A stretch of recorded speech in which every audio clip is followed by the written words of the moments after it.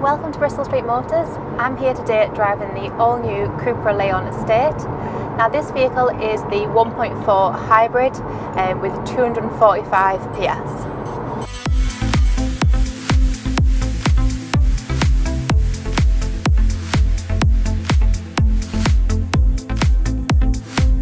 Starting off at the front of the vehicle, the most striking feature is the CUPRA copper logo. We also have the grey grille frame that goes around the front grille, and that creates a cascading look to draw your attention towards the front of the vehicle.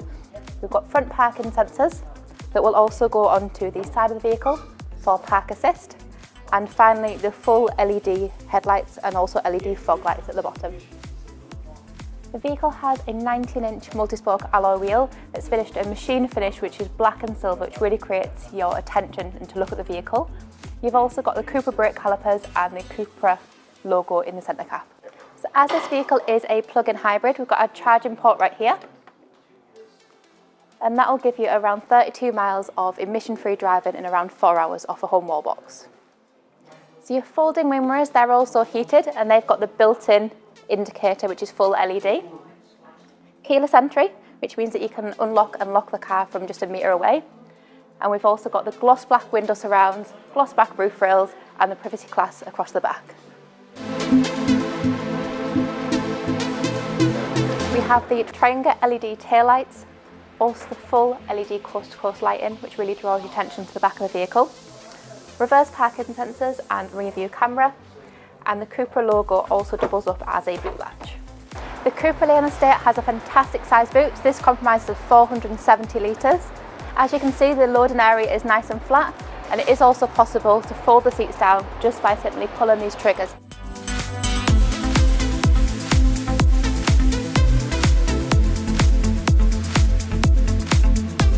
Now we're in the back of the vehicle. As you can see, there's a really nice amount of rear leg room, also a lot of headroom as well. This seat's actually sat to my driving position and there's a really nice amount of space in the vehicle. We've also got the ISOFIX points, rear armrest with built-in cup holders, and just down here we have 2 USB ports and also heating controls for the back. Now I'm in the driver's seat of the vehicle. It really is a great place to be. Your attention is immediately drawn to the digital dashboard. Using the view button will change the digital dashboard's overall layout.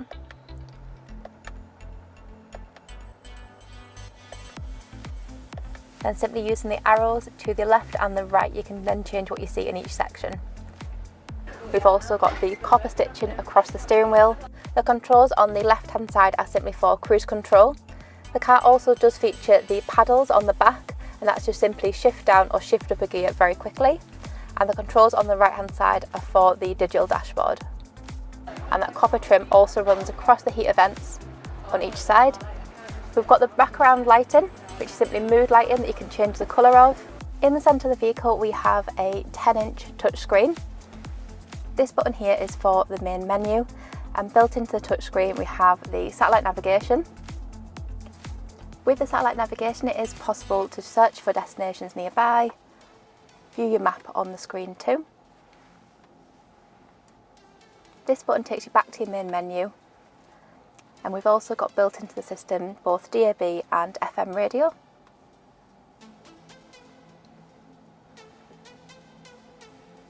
Bluetooth connectivity, and also wireless Apple CarPlay. With Apple CarPlay, it's possible to then use the maps on your mobile phone device and also listen to music via Spotify, and you can also send and receive text messages and WhatsApp messages through voice control.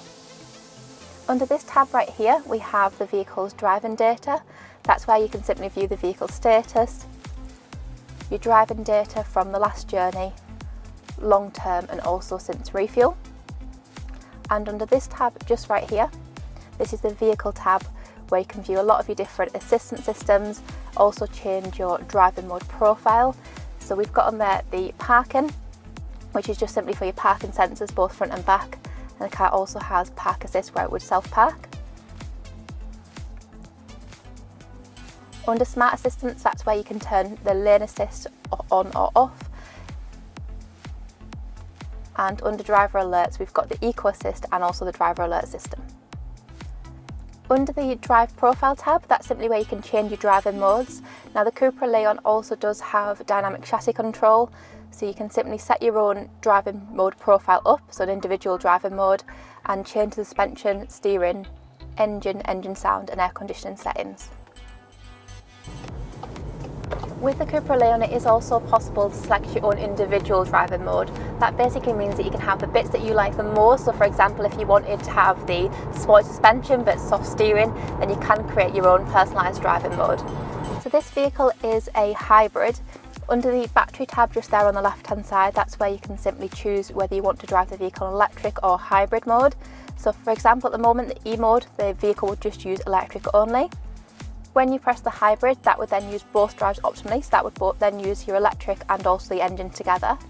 It is then possible, whilst you're driving, to make the vehicle self-charge as you're driving through regenerative braking. You would just simply press the little tab just right here, and you would set your battery reserve up to 100%, and that would then start the engine to charge the battery whilst you're driving. There's lots of different ways that you can drive the vehicle. So for example, you can charge the vehicle up driving in electric only. That means that you're carrying 0 emissions. The car will do roughly around about 32 miles on the electric only.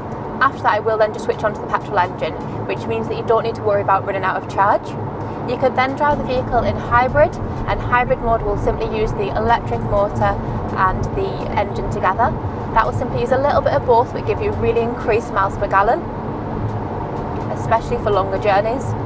And then if you did run out of charge, and for example if you were heading into an emissions-free zone, such as a big city, you can actually set the battery to self-charge.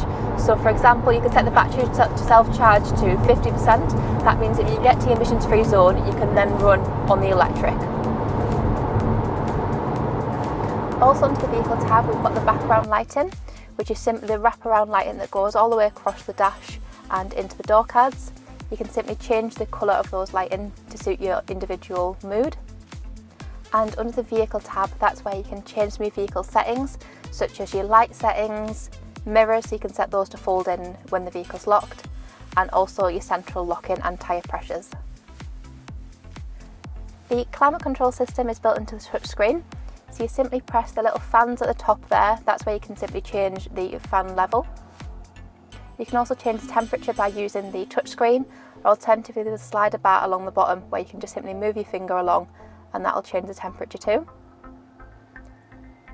On the left hand side of the vehicle, it does currently say Eco. That's because this vehicle is a hybrid, and if nobody's in the passenger side, that'll simply save power.